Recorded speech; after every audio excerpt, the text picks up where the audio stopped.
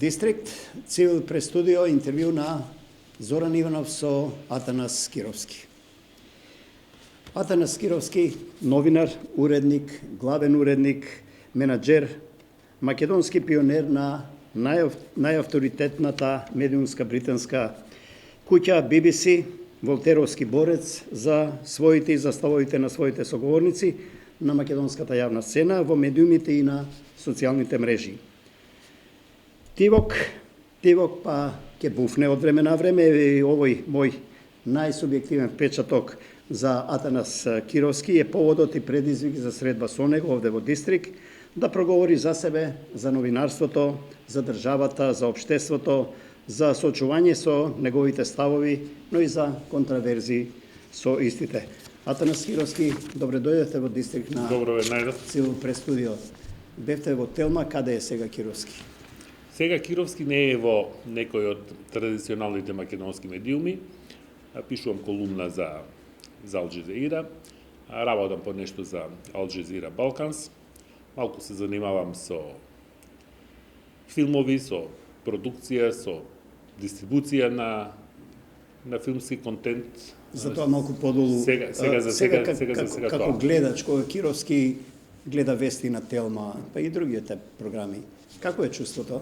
Се нервирам.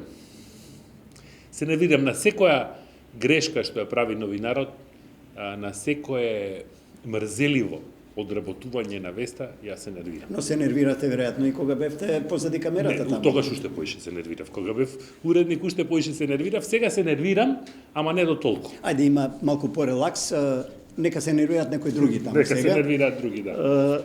Ова Саки. Од каде доаѓа? Во Скопје ве знаат Саки. Ја мислам дури ретко кој за Кировски да, но Атанас, од каде Саки? Од кога? Од дедо ми, баба ми, Атанасаки на галено и остана Саки. Тоа е од тепање на мали деца. Прогрчки. Малце, па да, баба ми е гркинка. Беше гркинка почна. Ај од вашиот почеток новинар, од каде почне тоа? Кој порив или случај? Јас секогаш сум сакал да студирам новинарство и ги дадов јас документите на интердисциплинарни студии новинарство уште пред да одам во војска 87-ма. Ама Киро Темков се запна, ќе бидеш новинар, ама не мора да студираш новинарство, филозофија се поубави студии, заврши филозофија, па стани новинар. И јас студира филозофија, ама со идеја дека ќе станам новинар и така и се случи. Радиото е првата љубов, првото искуство, да. Првите чекори. Да, во Радио Скопје ја почнав кариерата, Македонско радио, сега тогаш беше Радио Скопје, имаме работено и заедно. Моите први чекори беа во дескот на Радио Скопје или дневната редакција и тогаш дневните редакции има многу по-сериозна структура него што важеше едно правило порано, кој ќе помине низ школата на дескот, тој ќе биде секогаш новинар од квалитет. Се согласувам на таа теза? Апсолутно, заради тоа што јас разни дисциплини во новинарството сум пробал, не знам, и телевизиска репортажа, и репортажа за неделник, и интервју, и анализи, и коментари. Меѓутоа, клучното е у новинарството да знаете да напишете вест. Ако не знаете да напишете вест, вие не сте новинар. Тоа е мојот став. Да ја согледате веста, да ставите на хартија, да ја соопштите. Да, у три реченици да го извадите, сршта да ја извадите у една вест. После тоа вие може да надоградувате како сакате, на лево, на десно, да претумбуете, да кикнете. Знаат ли тоа младите новинари? Кој е искуството вака како уредник и главен уредник? Па мислам дека таков елан, таков веста како бастион на професијата. За нашата професија веќе нема страст. Нема страст, нема мерак, не е предизвик веќе новинарството. А и порано вестите ги беа оставени да ги работат професионалците. Сега имаме една хипердемократизација на медиумскиот простор, особено со интернетот, со социјалните мрежи. Секој почнува да лиферува вести, да пушта вести. Нема веќе никакви правила. Заради тоа сме соочени со еден наплив од фейк ньюс, од лажни вести, па поважни вести стана дали гола се сликала Ким Кардашијан, отколку Добро, жолт печат од секогаш имало на западот, поготово BBC, неповторливо искуство, надградба новинарска, но врв ли е тоа на новинарските правила? Па според мене да. Има ли таму пукнатини или се е идеално во однос на новинарската линија, ако можем така да се изразам? Сега не можам да зборувам сега како е. Можам да зборувам јас кога сум бил од тој систем. Тоа беше на вистина еден совршен систем од аспект на негување на новинарски стандарди и правила, на вадење на новинари, на работење со новинарите, како се известува до најмалите ситуации. Главно на честноста и на објективноста во професијата. Апсолутно. BBC можеше да си дозволи да не објави првест, да не биде ексклузивен, но не можеше да се дозволи да биде демантирана. Имаше едно правило дека BBC за да објави информација, таа информација треба да биде потврдена од најмалку 2 светски агенции, или доколку новинарот на BBC ја пушти веста, на новинарите на BBC им се веруваше секогаш без резерва. Доколку е новинарот сведок на настанот. Што од тоа се примени во македонското новинарство? Се ли верува некои скрипти, некои водичи за новинарство од таа школа BBC? Се обидував и јас, Остана што е нешто, можно кај помладите колеги мои, некои искуства, структурата на новинарската сторија, елементите, како тоа го прават мајсторите Повеќе околу објективноста, првичноста, неповладувањето на политизации, на центри на моќ и така натаму, околу таа објективност. Секој аспект, равнотежа. Контекстот, многу беше важен контекстот. Ние кога работевме, секогаш ни беше многу важен контекстот и веројатно ја знаат сите ваши гледачи таа,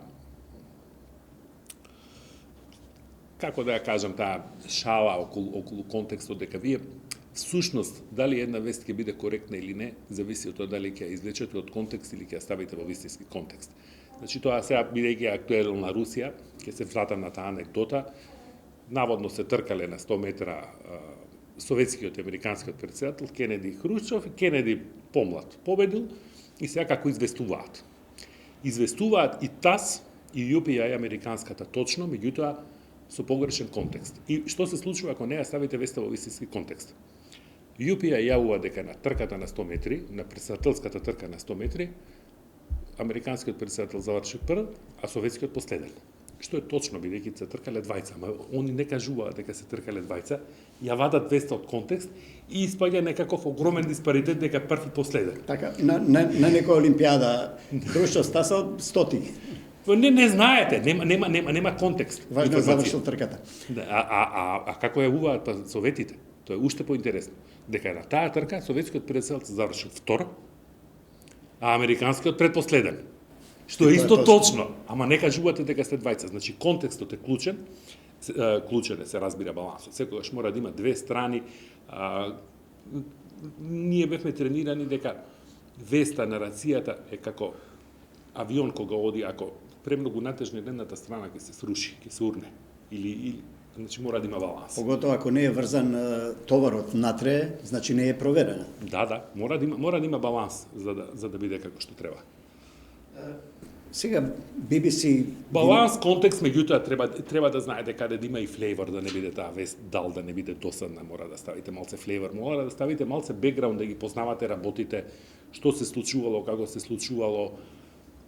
Има многу елементи веста, не е тоа така. Сега у денешно време секој ќе седне, ќе напише 3 реченици и мисли дека направи вест, не е тоа. Може да дефинираме како некаква BBC филозофија во новинарството посебна. Не знам како да кажам. Во меѓувреме дека во мое време, сега ја следите, предпоставам BBC, има некои дисторзии, забележувате дека што е проблем е што јас не можам да ги гледам BBC 1 и BBC 2, да речеме. Локалните BBC што емитува во Англија и радијата на BBC многу тешко е да ги следите. Ние можеме да гледаме само BBC World, тоа е сосема поинаква. Но јас колку што знам, тоа се наменските програми. Да, се уште постои Newsnight, не е веќе со Джерави Паксман, ама сепак е Newsnight. Така се гледам актуелно е сега со војнава, ние сме, демек сме зазеле страна и треба страната на владата, луѓе кога беше војната во Ирак. Тони Блер грчевито се бореше да ја придобие британската јавност. Дека праведна е таа војна што води Британија, бидејќи е наводно Садам Хусейн некаква закана. Се сеќавам, Джереми Паксман го почна интервјуто на Newsnight, на BBC, со премиерот Тони Блер. Прво го праша дали се моли заедно со Џорџ Буш. И Тони Блер се насмеа, тако беше, мал се шерет, насмеа. Што е смешно? Вика, смешно е вашето прашање. Зошто е смешно? Вика, сега толку важни теми, дали јас и Џорџ Буш се молиме заедно. Не вика, сакам да демаскирам, да демистифицирам двајцата најмотни луѓе што решаваат за војна и мир, колку се блиски, дали заедно се молат. А вика, сега ќе ви кажам зошто не е смешно и почна да му ги вади имиња на британски војници што погинале. И вика, на нивните семејства не ми е смешно, господине Блер. Вие тука сте дошли месеци рекаде у студио. Го направи салата. Добро, но BBC е заштитена мечка. Тоа е јавен сервис, тоа не е владин. Јавен сервис. Како и да се менуваат премиерите, нема центри други на моќ кои може тоа да го изместат. Тоа е демократијата на британското општество, на таа традиција нивна, за кое ние можеме да посакуваме и да сонуваме уште. Но барем некои сегменти недостасували дел барем од BBC стандард во македонската журналистика. Знаете, сега јас спомнав јавниот сервис. Мојот став е дека реперот, оној што ќе ги вади квалитетните новинари, треба да биде јавниот сервис. Не може да биде оставено тоа на приватни и на помали телевизии, радија или што и да е друго. Ако сакате, еве и јас сум ја почнал кариерата во јавен сервис, и вие, и еден куп новинари, продукцијата на квалитетно новинарство мора да биде на јавниот сервис.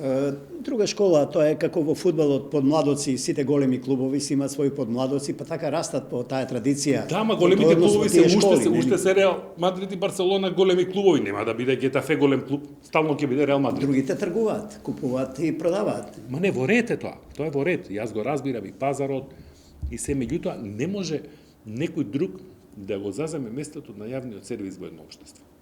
Се знае која е улогата на јавниот сервис, Добро, и еве оценката врз основа нови искуства BBC и воопшто лични журналистички кај Атанас Кировски. Нашиот јавен сервис и радиото и телевизијата беа некаде, стасаја до некаде, се вратија ли назад, каде се сега?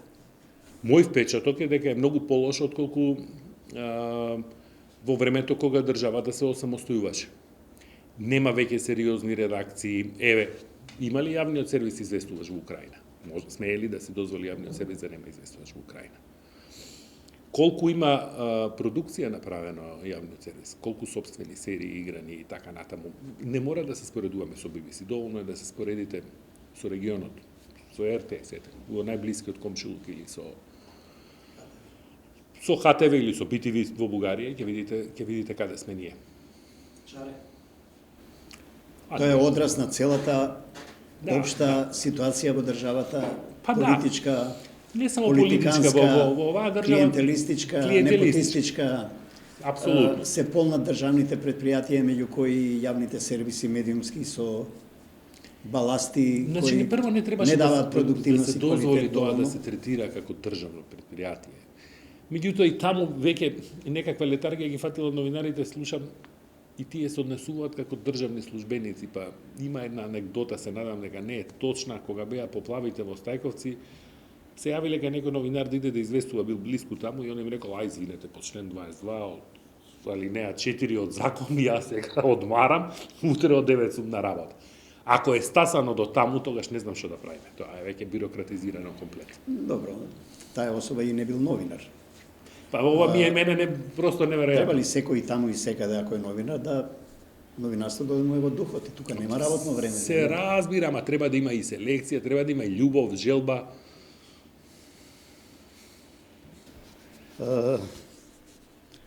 Имавте јавен настап околу на социјалните мрежи, една реакција што предизвика внимание и тоа е, морам да признам, делот, мотивот да го повикам Атанас Кировски како фриленс новинар сега во студиото на Цивил Медија во Дистрикт, да ни каже околу блокадите на каналите. Реагиравте Јас, за да не бидам малку понастрана, го споделив во позитивна смисла, ја споделив таа ваша реакција, но дали тоа негодување, условно да речем, што се забраните некои канали, Russian Today, не знам, поради ова кризата во Украина и агресијата на Русија врз Украина, дали тоа важи само за професионалците кои знаат што е што, кои може да предизвикат? Има ли разбирање за тие блокади, бидејќи многу лажни вести дел од јавноста ги прифаќа здраво за готово?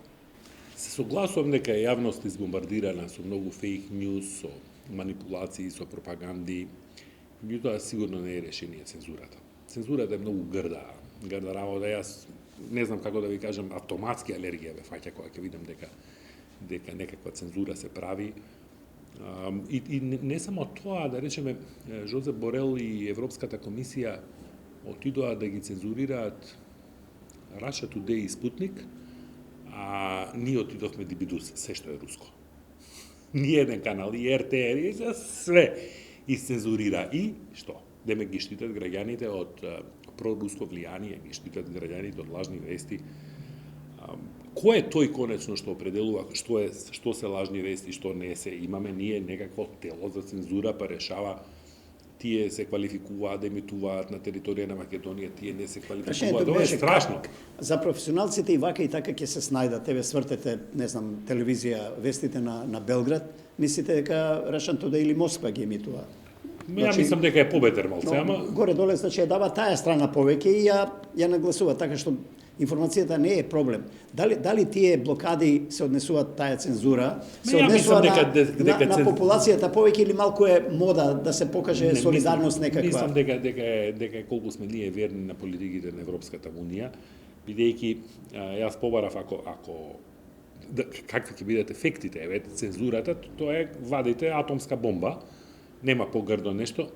Ако имате некакви значителни ефекти, тогаш ај дури и да разбереме. Меѓутоа, јас сум убеден дека ни 1% од македонската популација не ги гледаше тие руски канали. Далеку под 1% е тоа. Малку реклама им се направи да од време на време да барат. Ја не знам некој што гледал руски канали. Нити па тие руски канали имаат некакво влијание врз македонското општество и врз формирањето на некаква политичка мисла или наратив, апсолутно ништо. И сега, ајде ги блокираме. Така, ова прашање го поставив Кировски и во контекст на македонскиот устав, во кој во еден член, во првата алинеја стои цензурата е забранета. Противуставно постапи македонската влада? Не знам, јас можам да зборувам од аспект на новинар и од аспект на морална и професионална позиција. Ова го прашам во услови бидејќи не е прогласена воредна состојба, за да може... Ја не сум стручњак за правни прашања и за уставни прашања, тоа треба да се консултираат правници и познавачи на уставно право. Независно дали е противуставно или не, грдо е. Грдо е и нецелиско. Да, ајде да дојдеме на и како политички аналитичар и општествена, се разбира, на македонската политичка и општествена сцена. За Украина не разговараме. Собрание, ќе дојдеме до Украина. Ова беше за новинарството, нели, тој дел. Да видиме прво ние каде сме, па колку сме моćни да помогнеме и на украинскиот народ. Но мене ме интересира сега вашите погледи и анализи актуелни околу собранието е блокирано. Кога е во една држава парламентарна демократија, кога е основната клетка на тој систем блокиран, што предвидувате, до кога вака ќе се шлепаме, да речем, 24-та ќе издржи ова мнозинство или веќе на есен, најмногу на пролет? Тоа е малце тешко да се прогнозира, меѓутоа, она што е очигледно е дека не се влада ефективно. Дека немаме ефективно владење заради блокадите што ги спомнавте. И утре пак ако имаме тесен резултат може и да се промени власта, па другите да блокираат и така нешто. Зошто се доаѓа до блокади? Тоа е процес кој веќе, не знам, ми се чини 10-15 години за се блокира. Со долги говори, со амандмани, со некои американски, нели, демократски принципи и така натаму. По секоја цена нешто да не помине. Не успеа власта да најде линк со опозицијата, ниту по опозицијата да смогне сили за Па Општи... мислам дека е тука проблемот. Меѓутоа проблемот е не може само опозицијата да ја обвинуваме. Не зборувам за конкретната дали опозиција. власта не најде, па еве и за конкретни зборови, и власта не најде линк да секогаш кога некој доаѓа на власт си тера по свое без да ги земе во предвид аргументите на опозицијата. Еве и Груевски додека беше на власт, тоа што ќе го наумеше, тераше. Па сега не знам, опозицијата ако се обидува да ги зема за уши, ги изфрлија надвор од собрание. Каде доаѓа ментално тоа, прашувам политички? Што се случува? Имате искуство, шетани сте по светот. Тоа е проблемот што сте биле нели во BBC искуства и така натаму на демократија. Има ли комуникација? Немаме ние за жал искуство на диалог Што е политичка култура? во решавање на општествени проблеми, ама па видете сега, она што се случуваше во собранието, независно мојот став каков е кон договорот во Преспелине, беше грдо. Тоа беше силување едно на демократијата, се купуеа гласови за да се стигне до двотретинско мнозинство, се пуштаа луѓе и после тоа автоматски сами вие си деградирате институцијата каде што сакате да ги туркате работите натаму. Не може стално се по секоја цена да се прави спротивно на волјата на другиот, заради тоа што јас така сум замислил. Грдо е, не знам како да ви кажам. Преспанскиот беше малку и поширок и меѓународен контекст, нели? Не е само не беше тоа само битка меѓу власт и опозиција. Ако веќе сте се обврзали дека Преспанскиот договор ќе го ставите на референдум и ќе помине, ако помине на референдум, после кога ќе ви пропадне референдумот, вие идете у собрание и силувате демократија. Добро, и до кога вака? Затоа прашањето ми беше, лекот ли е брзи парламентарни предвремени избори? Со брзи парламентарни избори нема да смениме политичката пракса, па одеднаш после изборите да почнат диалог. Може би некој е поинакво политичко коалицијско милје. Да се надеваме, ама јас сум лично скептик да ви кажам право дека нешто битно ќе се промени во И еве повторно ќе се вратам на надворешна политика. Сега преговара владата со Бугарија за многу чувствителни прашања. Не е опозицијата вклучена во тие. Така ќе дојдеме до тоа. Ми е конкретно прашање. Ајде да почнеме. Да, ама не, тоа ми беше идејата дека опозицијата не е вклучена во тоа. Се согласувам. Еве да почнеме од Преспанскиот. Генерално заврши приказната, тоа што се случуваше, не деградира како држава, како општество, како политичко милје или не унапреди, бар меѓународно? Зависи од перцепција. Вредеше ли сето? Зависи, тоа е лична перцепција. Тоа е лична перцепција. За многу граѓани мислат дека не вредеше. Многу граѓани... Фактичката состојба, еве членство во НАТО, например. Со Грција се решија на некој начин вака или онака прашањата. Видете, тоа прашање требаше да се реши. Прашањето е дали направивме добар договор, бидејќи ако веќе 30 години чекавме да се реши, убеден сум дека имаше моменти во текот на тој 30 годишен процес на преговори, кога можевме да излечеме многу подобро. Можевме ли уште да чекаме или мораше ли да се случи сега во овој период? Па, ја ви кажав, добро е што се реши. Добро е што се реши, веројатно требаше да се реши порано, со помали компромиси, мислам дека немаше да мора да менуваме уставно име. Ова Бугарија, блокадите, нас повеќе не чини ова тегавење со блокадата од страна на Бугарија или веќе има сигнали дека и нив ќе ги чини доста? Не знам како да ви кажам, на крајот на краиштата не ме ни интересира колку ќе чини тоа Бугарија. Мислам дека ова што се случува сега ја чини Европа. Европскиот наратив во југоисточна Европа го губи здивот. Се повеќе и повеќе има евроскептици. Ќе се вратам, работите никогаш не се изолирани. Ќе се вратам на руските канали. Постоела голема поддршка на политиката на Путин у Македонија. И што е тоа? Заради тоа што луѓето киснат пред телевизија и гледаат Russia Today и Спутник? Не. Него заради тоа што луѓето од 92 слушаат, комисија направи Европска унија на уставни суди, Бадентер, признат правник ја води таа судија комисија, Македонија и Словенија, нема Македонија, Словенија и Хрватска. И 30 години имаме некакви разочарувања и изневерени очекувања од таа Европска Унија и луѓето овдека више толку ги има фатено летаргија, што веќе не веруваат искрено, нема ентузијазам за европската приказна. Може ли причината да е идеолошката матрица во актуелната Европа, во актуелната Европска Унија, составот на Европскиот парламент? Не, 30 години ова. Ова води 30 години, ова не е 30 дена. 30 години имаме ние оваа ситуација. Па беше 10 години на рација секој ден. Решете го проблемот со Грција и трнува работа. Ете го решивме проблемот со Грција, уште не беше отворен проблемот со Бугарија, се јави Франција и имала проблем со методологијата. Па година-две чекавме да се испегла таму методологијата. Па таман се испегла методологијата, сега дојде некаква обструкција од Бугарија и знаете, тоа во филозофијата го има, тоа е како да ве тераат да стигнете некоја граница, а таа граница постојано ви се движи. Не можете достичи помичну границу, тоа така го има формулирано во се трча по морковот. И нонстоп некоја граница менуваат и луѓето стануваат преморени, викаат чекајте, вие ни ветивте до тука. Добро, но Европа е свесна за тоа. Ма Кодзијас. Не сме нејзин кандидат, едноставно и просто кажано. Кодзијас едно време се изнервира, вика, луѓе, ова нема смисла што го правите со методологијата. Па требаше да им го кажете на луѓето да не прават такви болни компромиси. Дури и Кодзијас рече дека нема смисла. Самиот подписникот на Преспанскиот. Ова со Бугарија сепак има ли надеж да се реши брзо? Па ја мислам што вели твојот новинарски аналитички нерв? Мислам дека не.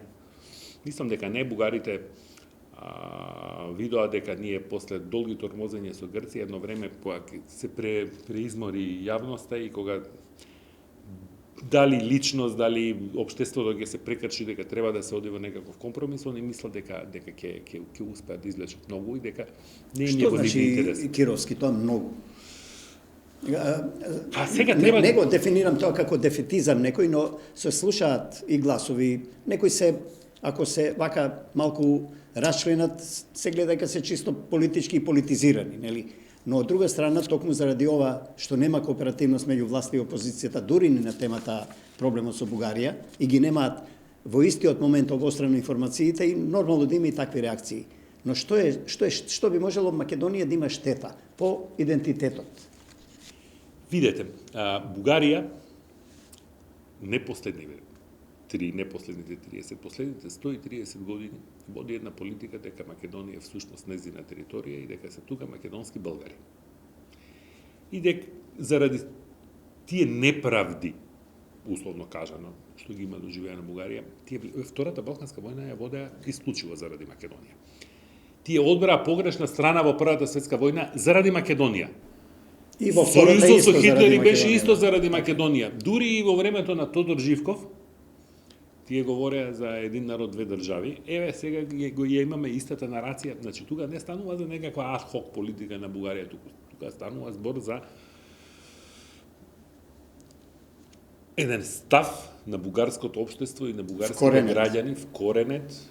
Тие се убедени дека е тоа така, а за нас е тоа прилично напредливо. Добро, но и таа страна верувам дека знае дека не може веќе да прескочи таа летвица, нели? И да дојде да завладе и територијално и значи не така, ама да речеме таа страна споредуваат во последно време гледам дискурсот на руската кампања со бугарската кампања према Македонија како руската према Украина.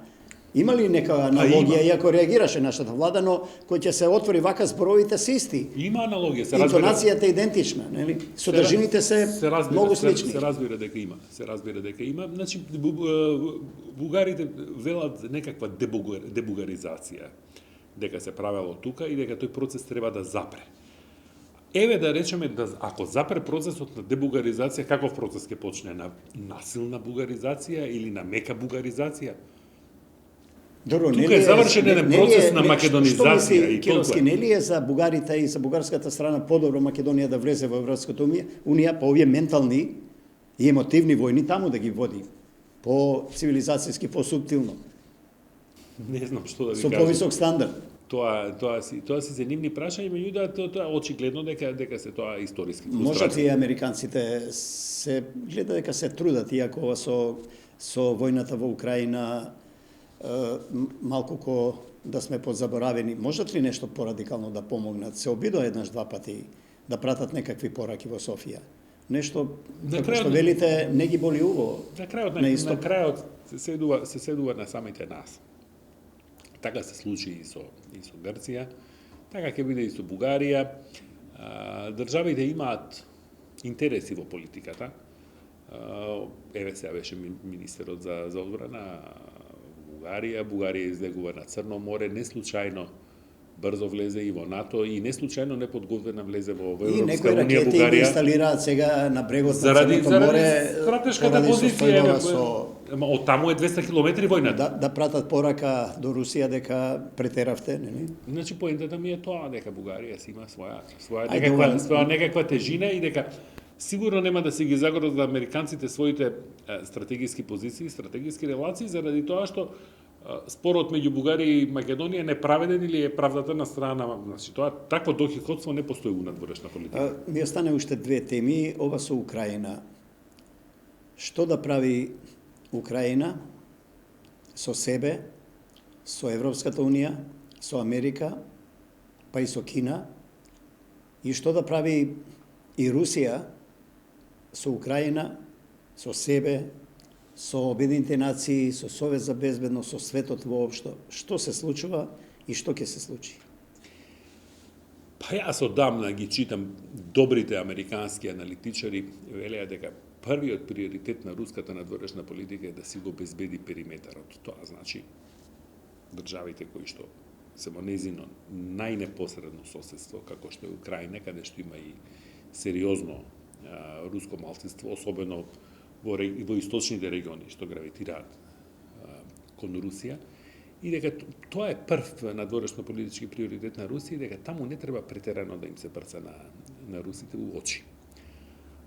Вториот приоритет на Русија надворешно политички беше, не знам дали ќе остане, да ги извезува енергенсите непречено во Европа. Повторно преку Украина одеше тој извоз и на гасот и тука имаше некакви чарки трвења и така натаму.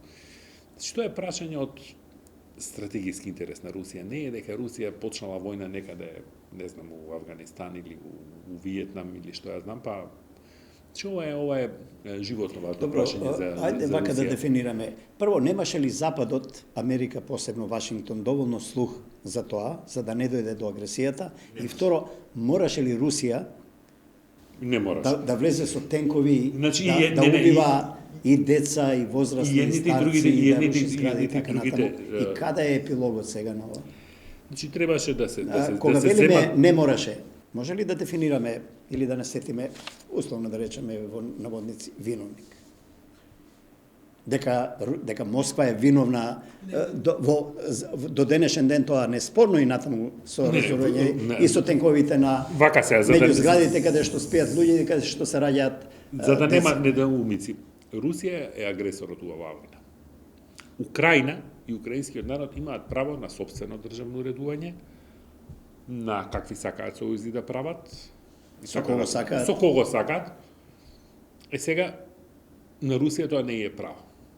Меѓутоа, ако се земе реалната ситуација, тогаш Западот требаше или да им рече на украинците, бидејќи на крај Украина уставот собствен стави дека ќе станат еден ден земја на НАТО и што ја знам, 20 години кокетираат со нив.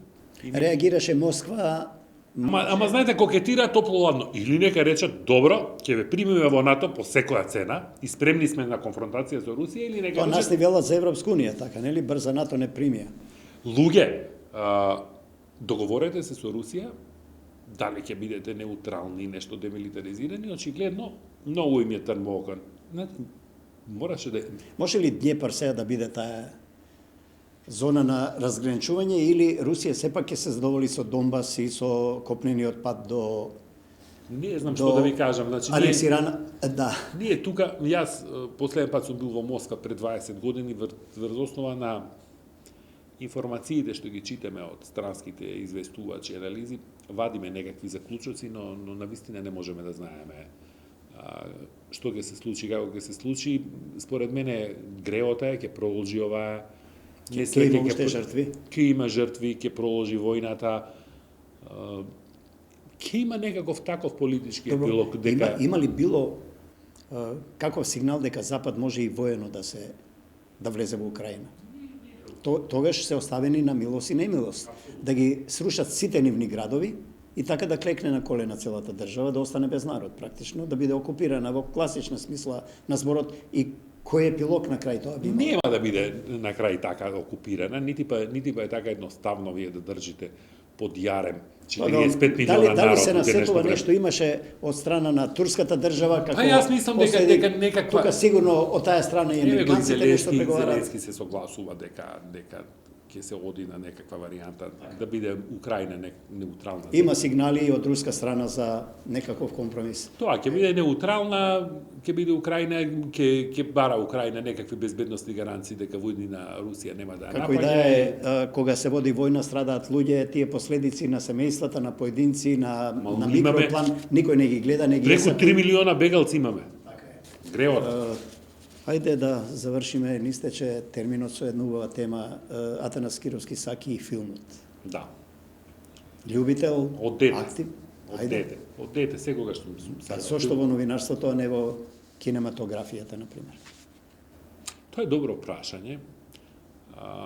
Може би сега повторно кога може би не би се решил за новинарство, меѓутоа се трудев колку што е можно, јас направив и собствен филм, имам и играно документарен филм, имам направено и 3 серијски продукции и стварно сум влюбеник во филмот. Прекрасна работа. Гледате филмови? Но Наши македонски, има се подобри, има доста млади автори и сценаристи, режисери. Неосветлиот образ со 2 номинации нема за збор, Оскар, нели? нема збор. Преска тоа што го зборував дека Краткиот филм е во некоја експанзија. Нема продукција. Не велам дека беше некое сјајно решение она во времето на владата на ВМРО, меѓутоа телевизиите беа принудени да имаат 20 часа играна продукција. И владата даваше одредени средства за тоа. Тоа беше еден многу добар дрил за млади автори, да се направат млади сценаристи, директорите на фотографија, швенкерите, режисерите да работат од притисок дека немате вие бесконачен буџет, дека за еден ден треба да направите епизода. Глумачкиот ансамбл беше под еден притисок, секаков тип на филмски работници, од костимографи до шминкери до сето тоа се држеше во некаква кондиција. Потоа, кога ќе добијат некакви средства од Агенција за филм или од Евроимаш или од некои копродукции, да не доаѓаат на сет извадени од памет што ќе се случи, него да бидат една уходена машинерија. И ние, за жал, го изгубивме тоа. Тој континуитет падна малку? Не, Тој. исчезна. Ковидот ли беше причина? Исчезна. Мене да ви кажам искрено, не ми е јасно. Ете, се промени власта, рекоа овие пари наводно се фрлаат за играна и за документарна продукција. Никако државата да разбере што е тоа филм и се скина парите. Кај се сега тие пари? Ја разбирам, еве тие 500.000 евра ги заштедивме годишно, не одат на тоа, ама еве ги тука се.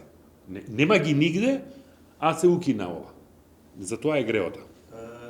Значи имавме тогаш, се појавија. Преспав се појави на Телма.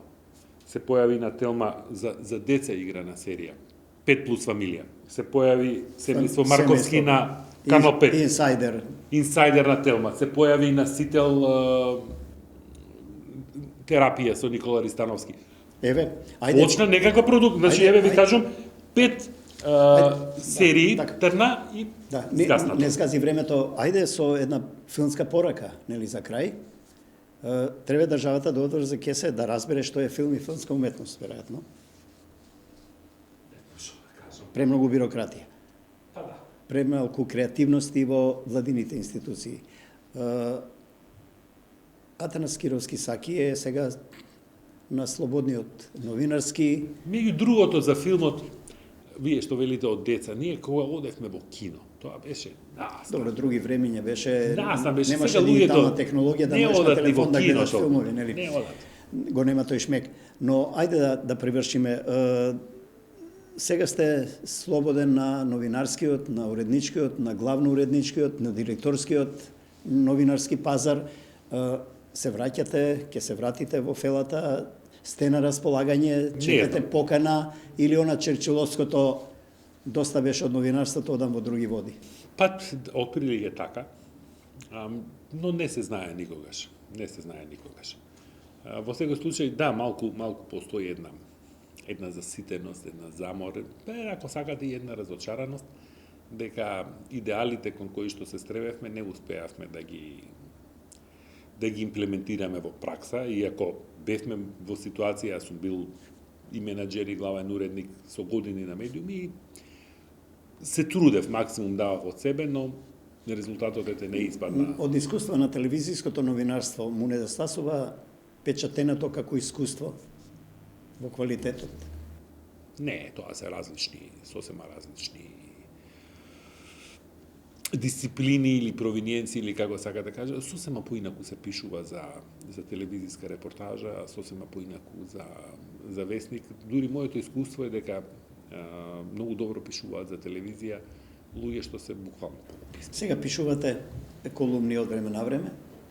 Па ова за Ал Джазира што ви кажав, пишувам, ретко пишувам за Македонија, не го рачунам тоа што некогаш статусот на Фејсбук е израз на некаква лична фрустрација или некаква обсервација моментот на нешто што правите, тоа не е. Добро, но тоа е и одраз на внатрешната потреба на личноста да се артикулира за одредени теми како јавна личност.